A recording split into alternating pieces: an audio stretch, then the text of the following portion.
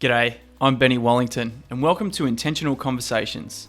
I'd like to begin by acknowledging the traditional custodians of the land that I'm speaking to you from.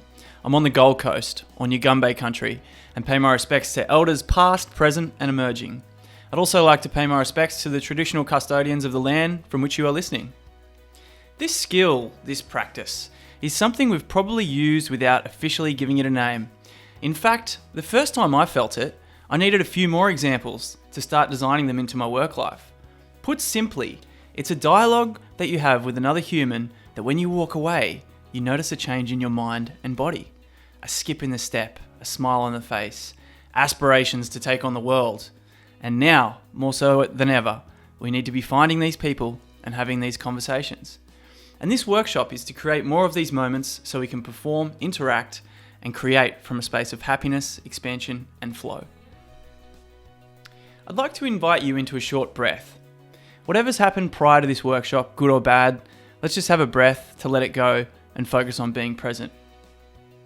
Nam Baldwin, who coaches former world champion surfer Steph Gilmore, along with a bunch of other elite sports teams, says it's optimal for us to breathe in 6 seconds to come into coherence. But anywhere from 4 seconds to 6 is good. So let's just do a 4 seconds in, 4 seconds out to drop in together. I'd like you to empty your lungs and just breathe in through your nose for 4 seconds. And then breathe out for 4.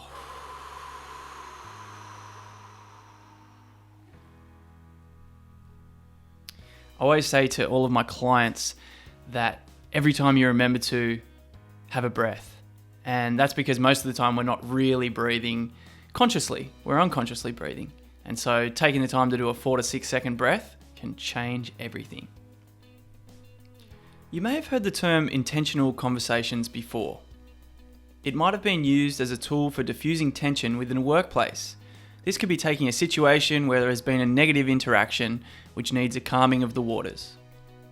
The other part of the traditional intentional conversation is that it is agenda-led, in the sense that we want something from the other person. While this is the case to some degree, our agenda for our intentional conversation is the conversation itself. Do you know the saying, it's the journey, not the destination that counts? It makes sense, but it's a bit lame. There's a beautiful word which means the activity having an end or purpose in itself, autotelic, aka the thing is the thing. So let's go out and create some autotelic intentional conversations. But I'm not going to keep saying autotelic intentional conversations because it takes too long. So we'll keep it at intentional conversations. Our version of intentional conversations have 3 elements for bringing them to life. Resonance, understanding the energy and connection you have with other people. Design, how to find your people and build intentional conversations into your daily routine. Practice, a guide for how to practice and incrementally improve your conversations so they increase the resonance of your whole life and even allow you to access those elusive flow states. Resonance. First, we have to talk about resonance. Energy is everything. We are all made of energy, and that's all there is to it, said Einstein. He said a bunch of other things, but that was a pretty profound one. In fact, everything's made of energy. Energy is all around us too, but let's focus in on the humans. You would have felt tension in the air when you've walked into a room where there's been a disagreement. It's an energy. And you would have also felt the sense of stoke when you've rolled into a space where there's a feeling of excitement, anticipation. They might not have been forming love heart symbols with their hands, but you can feel in that room that it's warm. And with resonance, where energy goes, it expands, good and bad.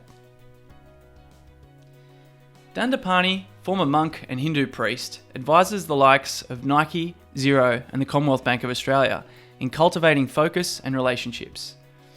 You may have seen his viral video on energy vampires, and he classes them as 2 types, temporary or inherent. Temporary, they've just had a rough day, and they're not always like that. And inherent, they always bring people down. That's just the way they are. Dandapani says, let them go. And I'm aware we might have people like this in different roles in our lives, but they're not useful for the intentional conversations we're creating. We're thinking more in terms of rays of sunshine. And let's be honest, we're all probably temporary vampires and temporary sunshine for the most part. But sometimes you do find that person who is an inherent sunshine human being. And so we are looking for humans to converse with who are in these categories, the sunshine categories. And in my colloquial Australian surf slang, I would call these people, the bringers of sunshine, frothers. Because I'm not going to say to someone, you're a bringer of sunshine to me, but I can call people a frother and they know it means the same thing. Insert philosopher Terence McKenna for some validation, and my favourite quote in the world. The real secret of magic is that the world is made of words, and if you know the words that the world is made of, you can make of it whatever you wish. So I invite you to take on either of these, sunshine, frothers, or something completely new, and sculpt your language and definitions for yourself. You may create a term for yourself, your team, your business, or even your family. Totally up to you. The hierarchy of residence sounds a little bit like an order of knights on the charge or something, but it's not. I'd like you to keep these in mind when thinking about building your intentional conversations. In person. This is a bit of an obvious one due to the connection we feel with someone physically in the room. It's number one. And number two is teleconferencing. Some social commentators, like Douglas Rushkoff, say that you can't see the nuance in people's expressions or the subconscious understandings that come with pupil dilation. To which I say, as someone who's worked from home a lot in the past 4 years, I've had some of the most profound moments of my intentional conversation career via video, including one-on-ones, strategic design sessions, and men's circles. The third is phone call, and slightly less exciting than the video, but also refreshing when we spend a lot of our days on video conferencing and in front of computers. A conversation outside in the sun could be just what you need, and maybe even jumps up to number two on occasion. Podcasts. Now I'm throwing this in there, and I know it's not a conversation between yourself and someone else, but you can feel resonance from other people's conversations. Have you ever sat and witnessed people chatting? There's gold to behold there. But have a short think about what you consume and whether the podcast fits the mold for the state you would like to be in. E.g., if you want to get whipped up to succeed in a project, you most likely wouldn't listen to a podcast on ancient pottery making. Unless that's your jam, no judgment. You may select a conversation between two thinkers who expand your consciousness. Podcasts are a gift and a brilliant tool to change the channel for a moment and switch back when you're ready to go, or flow, as we'll get into soon. On to design. I want you to spend a moment and think of a great recent conversation you've had. Maybe it's the best you've ever had. Often these are conversations that we think about for a long time after, or we even have conversations with other people about the initial conversation.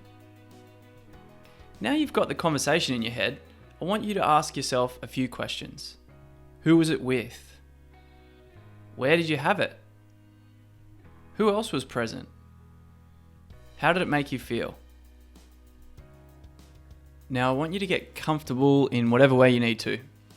We're going to do a short breathing exercise, and we'll be progressively taking deeper breaths in through the nose and out through the mouth. On the last breath, I'll get you to hold it, and only as long as you're comfortable. So let's begin by emptying the lungs. Take a big breath in through the nose and into your belly. With a full belly, now I want you to exhale out the mouth. Same thing again, into the belly and up into the ribs this time. And when you're ready, out through the mouth. Same thing again, into the belly, up into the ribs, up into the shoulders. And then when you're ready, breathe out. And this last time, into the belly, up into the ribs, into the shoulders, and into the top of your head, and I want you to hold it at the top. And while you're holding, I want you to inquire back in to that conversation. Who was it with? Where did you have it? Who else was present? What else was present? And how did it make you feel? And you can hold this for a bit longer while you're sitting in this space, and just let go when you're ready. What we're doing here is tapping into a little bit of old school resonance for the next section, priming you for the people that may come to mind. And if you're still holding your breath, feel free to let it out now. Now we're going to identify the people in your life to line up intentional conversations with. This is a fun exercise to get your brain expanding. We'll begin with the inner circle. Remember, this is an opportunity to share resonance, so you have to be coming to the conversation with something to give. I want you to think of 2 people who are in your inner circle. One from your company is probably good, or at least from the same city is always helpful, but not necessary. It may be the person you were just thinking about, but these are humans that you could chat with now.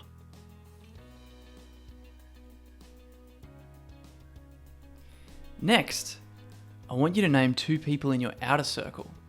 You may have never connected with them yet, but you'd like to, and they're not that far out of reach. Now pick a universal human, someone who would be your ultimate to connect with. Again, have a little think about what you're going to say to them. Interestingly, I asked a room full of 60 entrepreneurs if they knew who the person they wanted to have a conversation was, this universal human. All the hands went up. I asked them if they'd ever voiced it. Had they ever told anyone else about it, let alone the person they selected, and almost all the hands went down. By putting it down and telling some people, you've taken a first step to making it happen. And note, I've used this process to not only connect with a universal person myself, but now I'm working with them. Other success stories are people not only meeting former world champion Mick Fanning, but also later getting invited to his birthday, which I kind of wish I set that intention. And you don't need to be a pro surfer or a famous entrepreneur, you just need to have something interesting to say. And now that you've started the wheels in motion, it's really all about you. And while that was fun, thinking about those kind of next level universal people, let's keep in mind the inner circle. And let's continue our focus on this journey with your inner circle and how we can find flow with them. I'm going to define flow through a company called the Flow Genome Project. A heightened state where action and awareness merge, time flies, self vanishes, and performance goes through the roof. In flow, we feel our best and perform our best. And another one by Ned Hallowell. Flow naturally transforms an ordinary person into something extraordinary. Everything you do better in flow.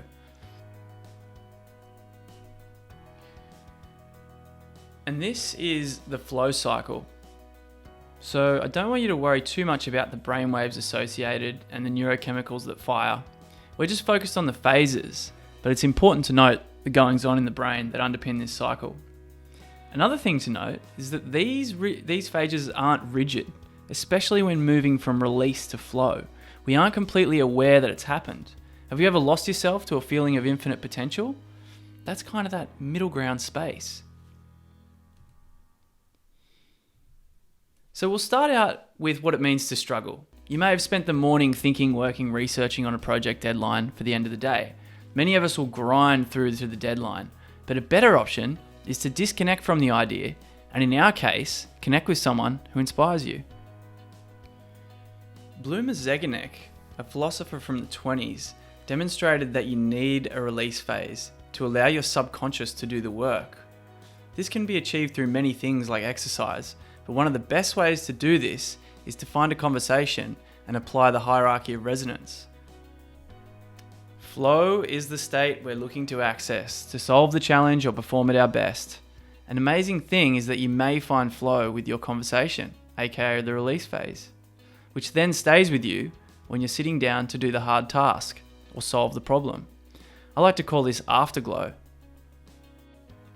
When you have achieved, it's important to recharge the body and mind, to include some form of recovery practice.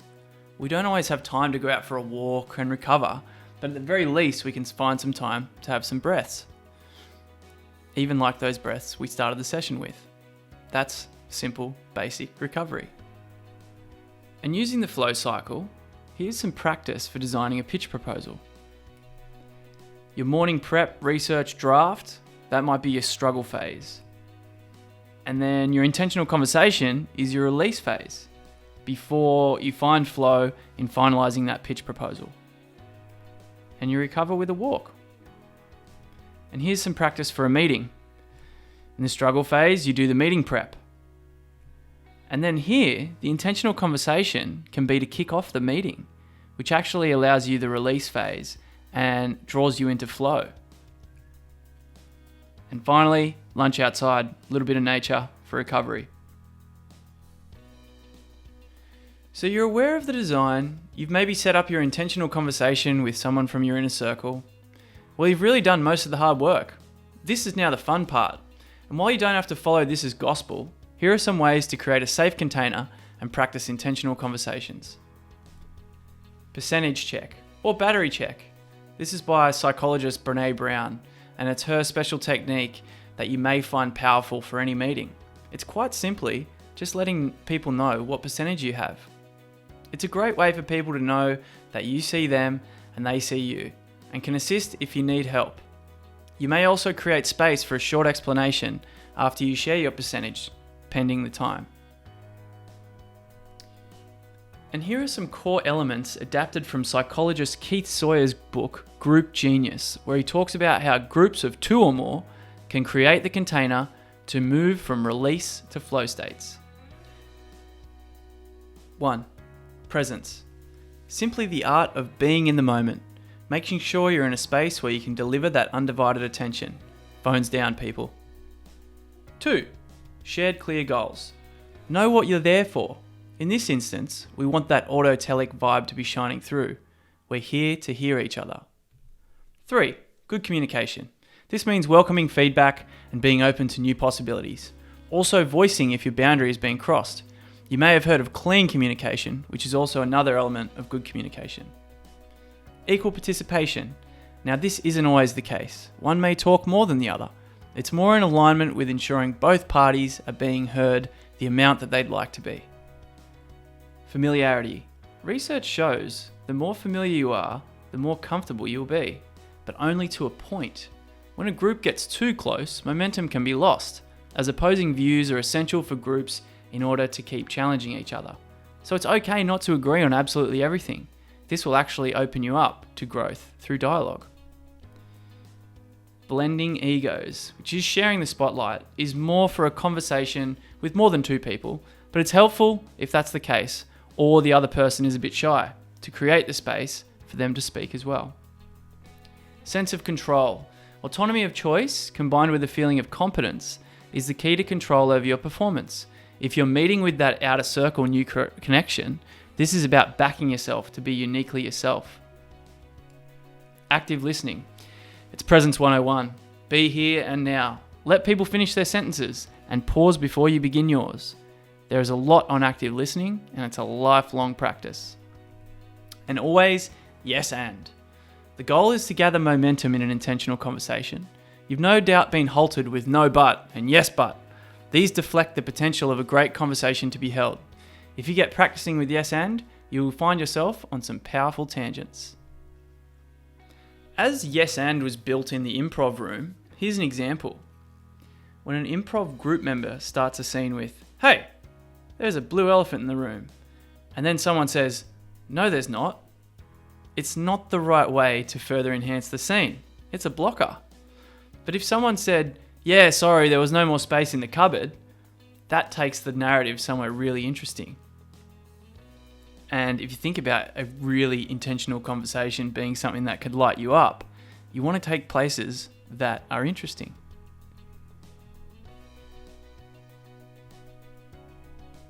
And I'm going to finish with something fresh off the press from a polyglot and global mannerism expert, Idausa Ness.